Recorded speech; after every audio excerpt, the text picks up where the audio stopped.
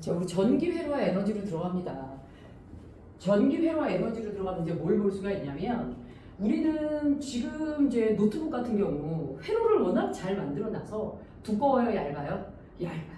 소재의 발달도 물론 있습니다. 심지어 옛날보다 배터리나 이런 것들의 성능이 더 오래 가는 거 맞아요, 틀려요? 맞아요. 맞아요. 선생님이 노트북을 하나를 9년을 쓴 적이 있었어요. 23살 때 샀던 노트북이야. 아직도 금액을 안 잊어버려.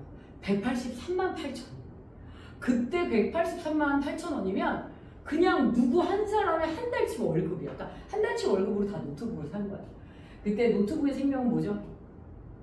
가벼움 아닙니까? 네, 선생님의 노트북은 3kg였어요. 요즘 1kg 안 되죠? 그치? 그램이라고 이렇게 나와서 선생님 노트북은 3kg예요. 퇴근할 때마다 새로 산 거잖아.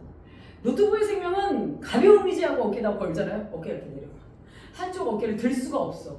근데 지금은 너무 잘 그런 것들이 잘 조성이 돼서 성능도 좋고 그 다음에 무게도 가벼워졌죠. 자, 그런데 전기의 3요소인 여러분들은 누구부터 알아야 돼요? 이 단원을 들어가려면 전압, 전류 누굽니까? 저항. 이거부터 정리하셔야 됩니다. 자, 지난 시간에 전압, 전류, 저항에 대해서 정리를 했었죠. 자, 첫 번째 누가 있으니까 전압에 대한 내용을 정리해 볼게요.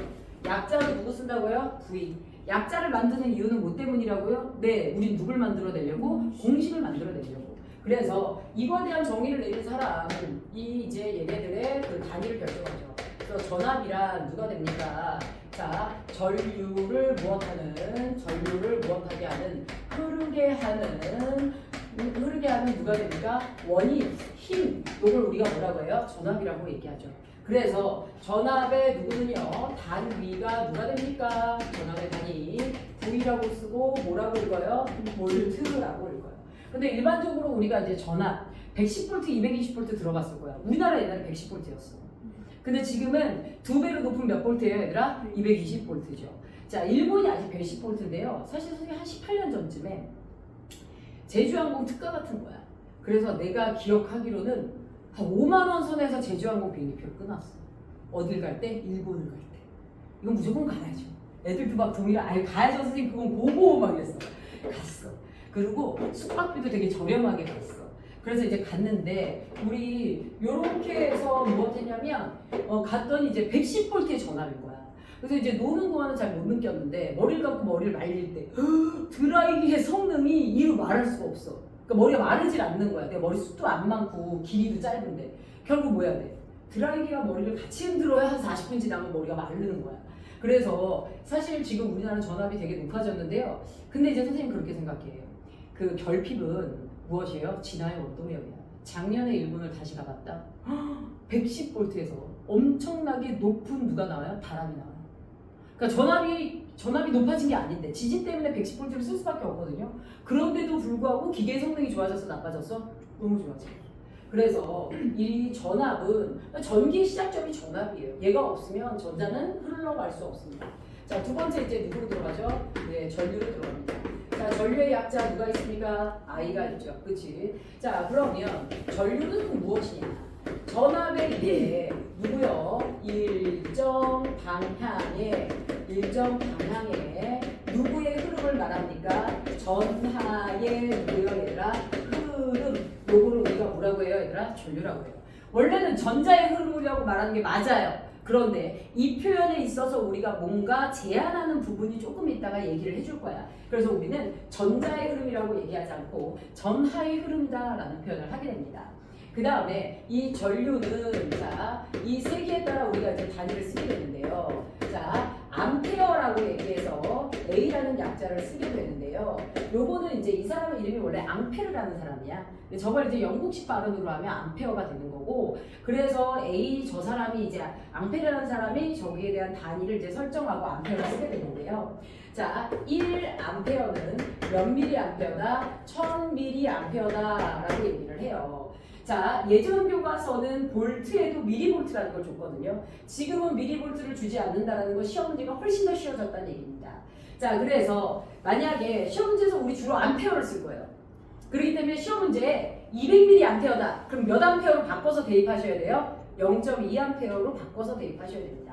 그래서 이 단위 환산에 대해서 조금 조심해 주시고요. 그 다음에 우리 그러면 자, 누구요? 세 번째, 도선 어디에서 내부의 누구, 전하의 누구에 대해서 볼 거야? 흐름에 대해서 한번 볼게요. 자, 얘는요 거의 무조건 시험 문제 나온다고 보시면 돼요. 자, 우리 금속도선 내부에 누가 흘러갑니까? 전하가 흘러가야 전기에너지를 쓸 수 있는 거 맞아요? 틀려요? 맞죠? 근데 세상의 모든 물질은 누구로 구성돼 있어? 원자! 잊어버리지 마세요. 세상의 모든 물질은 누구로 구성돼 있어? 원자로 되어 있고요. 선생님이 그린 이 플러스는 지금 원자 핵이죠. 원자핵 근처에 누가 있어요? 전자가 있는 거 맞아요? 틀려요? 원자핵 근처에는 전자가 있어요. 그 전자는 너무너무 가벼워서 자기 마음대로 움직일 수 있어? 없어 얘들아? 자기 마음대로 움직일 수 있어. 그래서 중등부에 나오는 용어는 아니지만 알아두세요. 무슨 전자? 자유전자라고 얘기합니다. 무슨 전자? 자유전자. 자, 저렇게 자기 마음대로 움직여요. 이게 평상시에요. 누가 흐르지 않을 때? 네, 전류가 흐르지 않을 때입니다. 자, 그러면 우리가 전류를 흐르게 하려면 여기에다가 전원장치를 연결해줘야 되는 거 맞아요? 틀려요? 맞죠? 코드를 꽂아야 될 거 아니야. 자, 거기에는 무슨 극과 무슨 극이 있어요? 얘들아? 마이너스 극과 플러스 극이 있고 건전지의 마이너스 극에서 누구를 밀어요? 얘들아? 네, 미친 듯이 전자를 밀어내는 힘이 나옵니다. 그러면 도선 내부에 있던 이 자유롭게 움직이는 자유전자는 전압의 압박에 의해서 한쪽 방향으로 움직이거든요. 이때 어느 방향으로 움직이죠? 마이너스 극에서 무슨 극으로? 그렇지, 플러스 극에 의해서 한쪽 방향으로 움직이면서 저들이 에너지를 쓰죠. 그럼 우리가 전기 에너지라고 얘기하죠. 그래서 오른쪽의 그림이 누가 흐를 때예요? 전류가 흐를 때. 맞아요? 틀려요? 전류가 흐를 때입니다. 여기서 시험 문제 뭐가 많이 나오냐면요. 이 그림 하나를 통해서 여기를 A라고 하고 여기를 B라고 해요. A가 무슨 극이고 B가 무슨 극인지를 쓰시고도 시험 문제 잘 나옵니다. 자, 그러면 정리를 해볼게요. 현재 전자가 이동을 해요. 그래서 전자의 이동은 지금 보시면 아시겠지만 무슨 극에서 출발해서 마이너스 극에서 출발해서 무슨 극으로 갑니까? 플러스 극으로 갑니다. 그런데 우리 디스니 오빠가 에디슨 오빠가 전기를 제일 먼저 손을 댔죠. 이걸 연구하는 과정에서 일단 먼저 설정을 합니다. 전류의 누구를요? 방향을요. 이 전류의 방향을 무슨 극에서 무슨 극으로, 플러스 극에서 무슨 극으로, 마이너스 극으로 설정을 했는데 이 이론이 현대 이 전자기 쪽 이론에 아무런 문제를 일으키지 않아요. 그래서 우리는 이 이론을 바꿔야 안 바꿔요? 안 바꿔요. 그대로 써요. 그대로 써요. 그런데요, 이게 얼마나 중요하냐면 이거는 전기를 배웠다. 다른 건 다 잊어버려도 이건 누구야? 상식이야. 그래서 중3 때도 나오고 고1 때도 나옵니다. 이과를 간다면 고2 때 당연히 나오죠. 전자 이동과 전류 이동 방향이 반대 방향이라는 건 이제 무엇이에요, 얘들아? 진짜 중등과학을 배웠다. 상식에 해당해서 언제든 출제가 가능해요. 그래서 누구요? 전자는 누구요? A에서 B 방향으로 이동해요. 그런데 누구는요? 전류는 어디에서 어디로 갑니까? B에서 A 플러스에서 마이너스로 가게 되는 이런 방향을 가지게 됩니다. 자, 이렇게 해서 우리는 전류에 대한 언급을 좀 했어요. 자, 이제 세 번째 우리는 누구로 갈 거냐면 전류의 흐름을 방해하는 정도 누구로 갈 거예요, 얘들아? 저항 누구요? 열에 대해서 들어가게 됩니다. 자, 그러면 저항은 누굴 말한다고요? 자, 누구요? 전류의 누구를 흐름을 무엇합니까? 방해하는 정도, 그치? 방해하는 정도를 우리가 누구라고 한다? 저항이라고 얘기를 했는데 이것의 누구요? 단위가 어떻게 됩니까, 얘들아? 이것의 단위가 이렇게 오메가 표시하고 누구라고 해요, 얘들아? 오음이라고 얘기해요. 이렇게 표시된 시계를 선생님이 굉장히 좋아해요. 아직 사진 못했어요. 선생님이 사고 싶은 시계가 1,300만 원이에요. 13만 원이면 선생님이 살 텐데 맨날 구경만 합니다. 자, 그래서 이 표시가 된 요런 오메가 표시를 뭐라고 읽어야 되더라? 오음이라고 얘기하고요. 그 다음에 이 저항은 사실 무엇에 의해서 달라지게 되냐면 제일 먼저 소재에 의해서 달라져요. 근데 너 봐봐. 우리가 도선이 이렇게 된 애가 있어. 자, 도선을 구성하고 있는 누구요? 원자가 이렇게 박혀 있어. 그런데 도선을 구성하고 있는 원자의 배열이 이렇게 빼곡한 애가 있어. 이러면 전자가 지나가기 쉬워, 어려워, 얘들아? 이거 어렵죠. 어디로 지나갑니까? 빈틈이 너무 없잖아요. 얘는 전자가 지나가기 쉬워, 어려워? 쉬워요. 그렇죠. 일반적으로 이런 애들이 누구예요? 금속이에요. 이런 애들이 누구예요? 비금속이에요. 그러니까 비금속은 전자가 잘 흘러 안 흘러? 전자 지나가기가 어렵습니다. 그리고 아까 말했던 저런 자유전자 자체도 비금속은 가지고 있지 않아요. 자, 그래서 저항을 결정하는 가장 큰 요소는 누구예요? 소재입니다. 그래서 어떤 소재를 갖고 있느냐에 따라서 누굽니까? 얘들아 저항이 달라지죠. 자, 그런데 우리가 전기에 대한 실험을 하면서 비금속을 쓰지 않아요. 누굴 쓰죠? 다 금속을 쓰고요. 심지어 모든 전자제품의 전선으로는 누굴 써요? 이미 구리선을 쓰는 종류는 결정이 돼 있어, 안 돼 있어? 종류는 결정이 돼 있어. 근데 여기서 한 가지 더 언급해야 될 게 있어. 세 번째 뭐가 있냐면요. 우리요, 고체 상태에서 전기 전도성에 따른 물질의 소재를 세 가지로 나눠요. 자, 누구요? 고체 상태, 누구요? 전기 전도성, 전기 전도성과 물체의 종류로 들어갑시다. 자, 누구? 전기 무슨성과 전류가 흘러가는 전도성과 누구의 종류? 물질의 부분으로 들어가요. 그러면 우리 누구를 구별해서 전기 전도성을 기준으로 우리가 전압을 연결하면 바로 전류가 잘 흘러가는 애가 있고요. 아무리 연결해도 안 흘러가는 애가 있습니다. 연결했더니 굉장히 잘 흘러가는 이러한 소재를 일반적으로 우리가 뭐라고 얘기하냐면 연결된 성향이 굉장히 강하다. 뭐라고 얘기합니까? 얘들아? 도체라고 얘기를 해요. 그러면 아무리 전압을 연결해도 전류가 잘 안 흘러가는 소재를 뭐라고 할까요? 네, 부도체라고 얘기를 해요. 그런데 이 부도체는 어떤 용어로 쓰기도 하냐면 고등부에서는 연결이 차단된다라고 얘기해서 뭐라 합니까? 결연체라는 용어도 써요. 근데 선생님이 과학을 왜 좋아하는 줄 알아? 세상은 참 이 색깔 아니면 저 색깔이야 이렇게 구별하는 경우가 선생님이 느끼기에 좀 많았어. 그래서 TV에 보면 연예인도 되게 인기 많은 사람, 아예 인기 없는 사람, 근데 이제 문제는 뭐야 얘들아? 사실 중간인 사람들이 훨씬 더 많아. 저거 탑스타는 몇 명 안 되잖아. 근데 우리 이 과학 분야의 이런 부분 보잖아요. 중간 단계를 반드시 인정합니다. 검은색과 흰색만 있는 게 아니에요. 회색도 있어요. 그래서 전기 전도성이 중간인 소재, 요걸 우리가 반만도체다 라고 해서 얘가 반도체. 이걸 반도체라고 얘기하고 이런 게 있어. 도체의 대표적인 예제가 뭐야 얘들아? 금속이야. 전류가 잘 흘러. 좋아. 단점이 뭐야? 무거워. 선생님이 어렸을 때 전자제품이 그래서 굉장히 무거웠어. 그런데 부도체 대표적인 건 누가 있냐면 얘는 천연고무, 그 다음에 누가 있어? 나무. 이런 애들은 전류가 잘 흘러가는 소재가 아니야. 이걸로 우리가 무엇합니까? 얘들아? 전자제품을 만들진 않아. 안 흘러. 자, 그런데 장점은 뭐야 얘들아? 이런 것들은 같은 금속이랑 크기를 똑같이 준비하잖아. 얘네들이 훨씬 더 무거워, 가벼워. 그런데 반도체는 뭐냐? 전류가 살짝 흐르면서 가벼워. 양쪽의 장점을 취한 소재가 반도체야. 그래서 도체보다 전류가 흘러가는 성질은 약하지만 대신 무엇합니까? 가볍습니다. 얘가요, 대표적으로 우리가 배웠던 누구요? SI 누가 있어요? 규소가 있습니다. 그 다음에 누가 있어요? 저마늄이라는 게 있어요. 여러분들 게르마늄 들어봤어요? 안 들어봤어요? 게르마늄.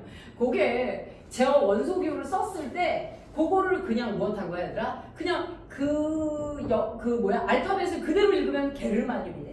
그런데 지금은 이제 세계 모든 사람들이 알아듣게끔 저마늄이라고 우리가 외우게 하거든요, 학생들을요. 자, 그런데요, 게르마늄 팔찌 들어봤어, 안 들어봤어? 들어봤어. 걔는 우리가 건강 팔찌, 건강 목걸이로도 많이 쓰거든요. 그럼 네가 봤을 때 규소보다 얘가 비싸겠어요, 안 비싸겠어요? 비싸요. 그래서 반도체 소재로 우리 누구 써요? 규소를 써요. 그럼 규소 소재가 어디 있나요? 너네 바닷가 가면 모래사장에 반짝반짝거리는 모래 소재 있어, 없어? 있지. 그 반짝반짝거리는 게 규소야. 그러니까 사실 우리나라에 규소가 적진 않아. 어느 나라나 적진 않습니다. 모래 안에 주성분이 되기 때문에 땅에 어지간하면 규소가 다 들어가 있어요. 그것만 이제 추출해서 쓰는 거야. 자, 그래서 이제 저항의 특징, 저항 때문에 전기 전도성이 달라지는 거거든요. 그래서 우리가 물질을 구별하면 도체, 부도체, 반도체 이렇게 세 가지로 나눠져요. 자, 그러면 이미 우리는 누굴 쓸 거예요, 얘들아? 기본 맥락에선 금속을 쓰거든요.